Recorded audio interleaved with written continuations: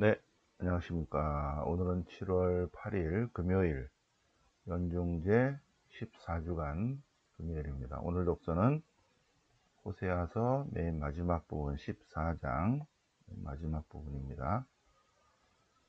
호세아서 14장. 네, 어디 갔어? 마우스가 호세아서 14장. 맨 마지막 호세아서의 말씀은 지혜로운 이는 이를 깨닫고 10절 지혜로운 사람은 이를 깨닫고 분별 있는 사람은 이를 알리라. 주님의 길은 올곧아서 의인들은 그 길을 따라 걷고 죄인들은 거기서 비틀거리리라. 알아차림 알아차림 알아차림. 지혜로운 사람은 잠언 1장 7절 지혜문학의 핵심 잠언 1장 7절을 되새길 것입니다. 네, 오늘 시편은 시편 51편. 주님 자비를 베푸소서. 미세렐에 하느님 당신 사랑으로 저를 불쌍히 여기소서. 저에게 자비를 베푸소서. 제 죄악을 없애주시고 허물을 씻어주십시오. 중요한 게 51편에서 중요한 것은 주님 저를 새롭게 해주십시오. 그래야만이 제가 새 사람이 됩니다. 주님으로 인해서 새롭게 되어야 됩니다. 시편 51편입니다. 오늘 마태복음 10장 파견 설교에서 파견 받을 때 박해도 받지만 또한 위로도 받을 것이다. 네 가지 위로에 대해서 오늘 같이 묵상을 해 보시겠습니다. 자, 그러면 성경 본문 보시겠습니다. 자, 호세아서 14장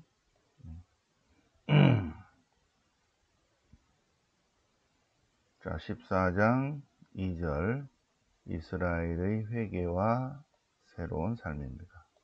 이스라엘의 회개와 새로운 삶. 이스라엘아 주 너희 하나님께 돌아와라. 너희는 죄악으로 비틀거리고 있다. 너희는 주님의 말씀을 받아들이고 주님께 돌아와서 이렇게 아뢰어라. 주님 회개합니다. 이렇게 해라. 죄악을 모두 없애주시고 좋은 것은 받아주십시오. 이제 저희는 황소가 아니라 저의 입술 회개를 바치렵니다. 아시리아는 저희를 구원하지 못합니다. 저희가 다시는 군마를 타지 않으렵니다.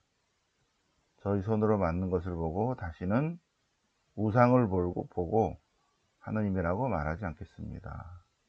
고아를 가엾게 여기시는 분은 오직 주님뿐입니다. 이렇게 와서 회개하라. 회개하라.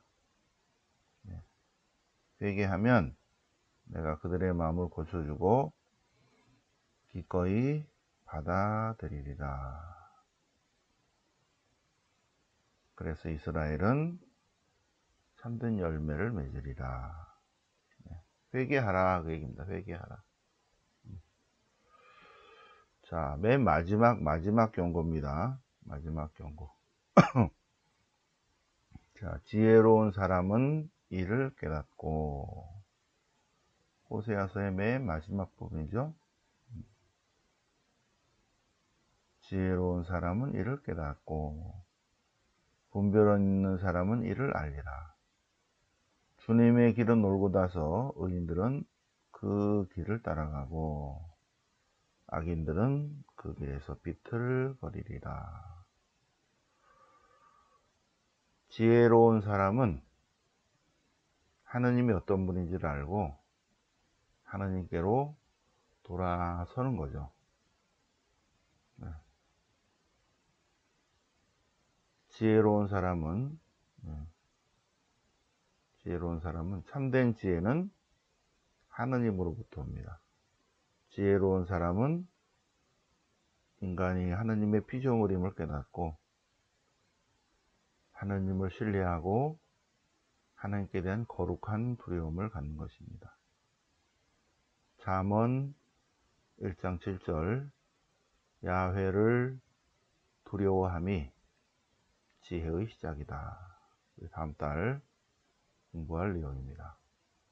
다음 달 한 달 내내 공부할 내용의 핵심은 전체 다 모아보면 잠언, 욥기, 코엘렛, 집회서, 지혜서를 다 모으면 잠언 1장 7절이 되는 것입니다.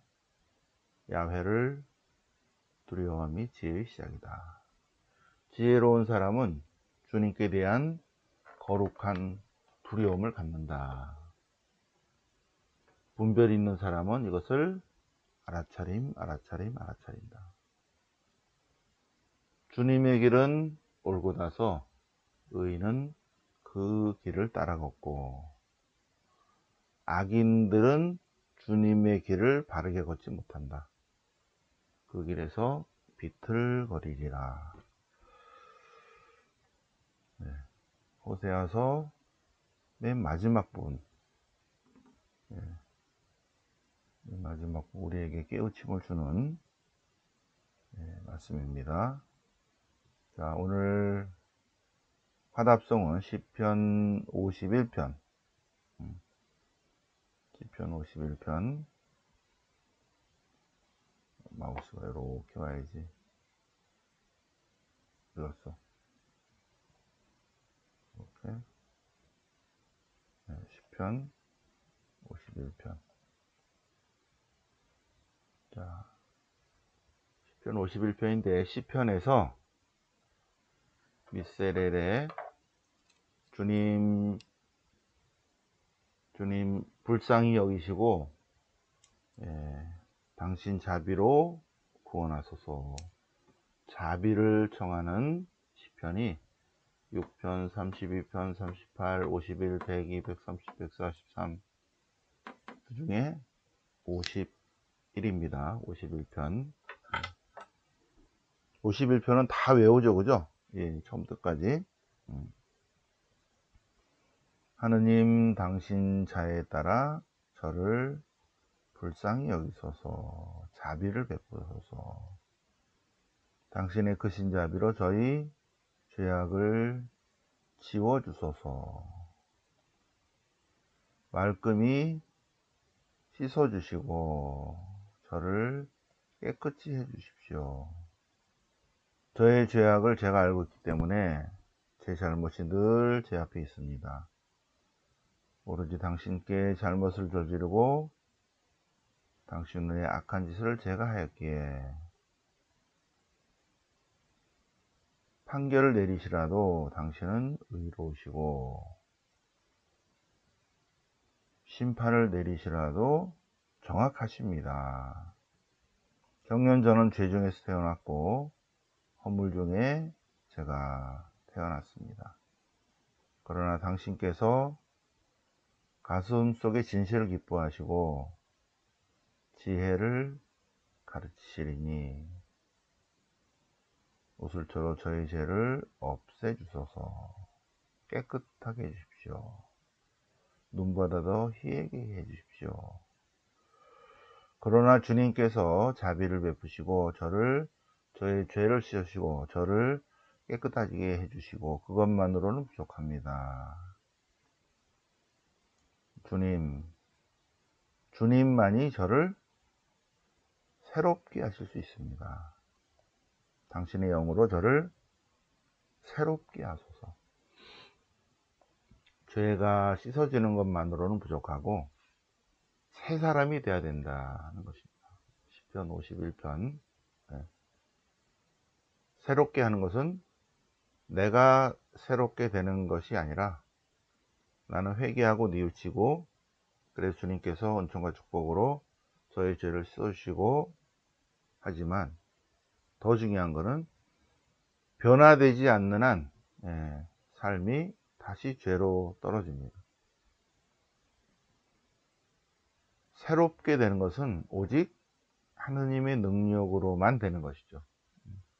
그래서 이 시편의 포인트는 저는 12절이라고 보는 거 있죠. 하느님 깨끗한 마음을 제게 만들어 주시고 굳건한 영을 제 안에 새롭게 하소서. 하느님이 새롭게 하지 않으면 우리는 새롭게 될 수 없다. 오직 주님의 자비로 우리는 변화될 수 있고 새롭게 될 수 있을 것입니다. 시편 51편, 주님 저를 불쌍히 여기소서. 12절이 중요하다 그랬죠. 내 안에 굳센 정신을 새로 하소서. 새롭게 하소서.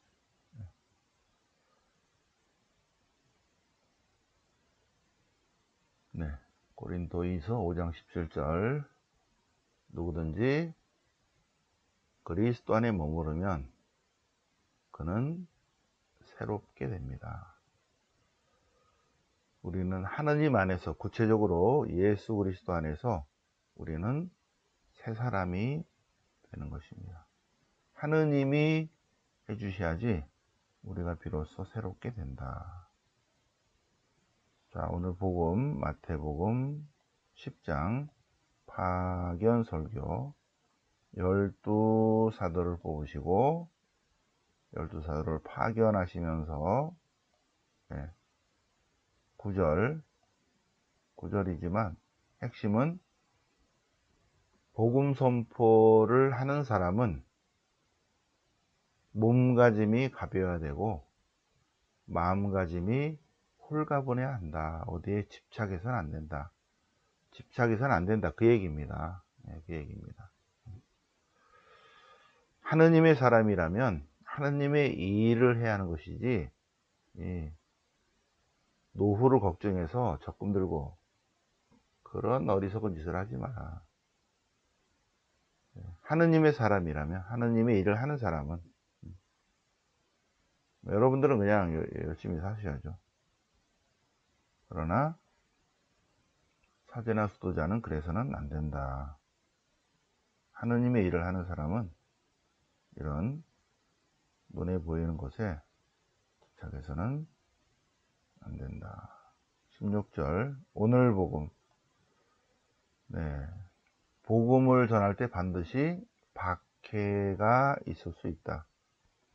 박해가 있을 수 있다. 그러나 박해도 받지만 위로도 받는데, 네 가지 위로를 받는다는 거죠. 네 가지 위로를 받는다. 첫 번째, 박해받을 때 사람들에게 증언해야 되는데, 증언해야 되는데 무엇을 말할까? 어떻게 말할까? 두려워하지 말라. 걱정하지 마라. 왜? 성령께서 말씀하신다. 성령께서 일러주실 것이다. 두 번째 위로는 끝까지 견디는 이는 구원받을 것이다. 두 번째 위로는 박해를 받더라도 끝까지 견디는 이는 구원받는다. 세 번째, 박해를 받는 도중에 인자가 내림할 것이다. 사람의 아들이 올 것이다. 위로에 관한 말씀입니다. 박해를 받지만, 그래서 증언할 때 성령께서 일러주실 것이고, 그리고 박해를 끝까지 견디는 사람은 구원받을 것이고, 박해받는 도중에 그분이 올 것이다. 걱정하지 마라. 두려워하지 마라. 그리고 네 번째, 이제 오늘 복음은 여기 끝났지만, 예, 제자는 스승보다 높지 않다. 스승님이 박해받고 죽임을 당했으면 제자도 그 길을 따르는 것이다. 당연하다. 그러니까 우리가 주님의 참된 제자라면 공정과정이 진리의 삶을 살 때 불의와 어둠과 부정직으로부터 박해를 받겠죠. 어려움을 당할 수도 있을 것입니다. 그러나 주님께서 가신 길을 의인들은 뒤따라갈 수 있고 악인들은 그 길에서 비틀거릴 것입니다. 자, 오늘 복음을 통해서 박해도 받지만 복음을 선포할 때 박해도 받지만 위로도 받을 것이다. 영광이 성부와 성자와 성령께 영과 지정성 영원히 아멘. 성부와 성자와 성령 이름으로 아멘.